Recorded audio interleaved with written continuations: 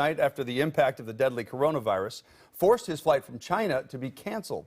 Good evening, I'm David Rose. And I'm Jamie Tompkins. David Neer says his son Daniel went to China to spend the Lunar New Year with his grandmother. Now, they were staying in Hangzhou, which is hundreds of miles from Wuhan, the epicenter of the coronavirus.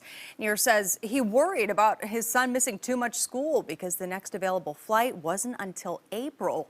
But not long after our story aired last night, Neer found out his son would be coming home today. Q13's Jennifer Lee is live at SeaTac Airport. So Jen, what a journey back home for this young boy and his mom. How are they doing tonight?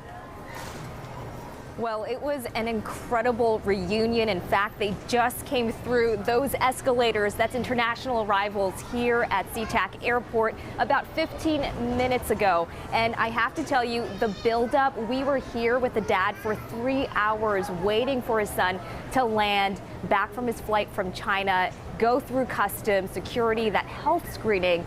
Let's show you video of it.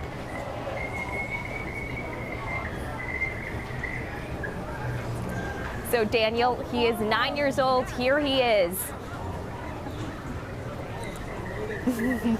So he spent the past 2 weeks in China, hundreds of miles away actually from Wuhan City, the epicenter of where the coronavirus outbreak started. And as we all know, this illness has been declared a health emergency of international concern. So you can imagine his dad as well as other family members are just so relieved to have 9-year-old Daniel from Bellevue back home tonight. And that last-minute flight cancellation, well, the family did a deep dive onto the internet and found another flight that made a connection through Taipei. So it was a long journey, one that they weren't sure they were going to make back into the U.S. even just yesterday. So the dad said he wanted to give his son a big ol' hug. And I did ask them what they're going to do after Daniel lands back home. Well, just as it has been ordered through health officials, they will be doing a 14-day quarantine. As you saw, Daniel is wearing that face mask, and he will have to wear that face mask like many others who are traveling back. If they have a travel history through China, they will have to wear that mask for 14 days. But we're also hearing that they're going to reach out to his school in Bellevue, hopefully get some of that homework and studies back so he can do some of them back at home.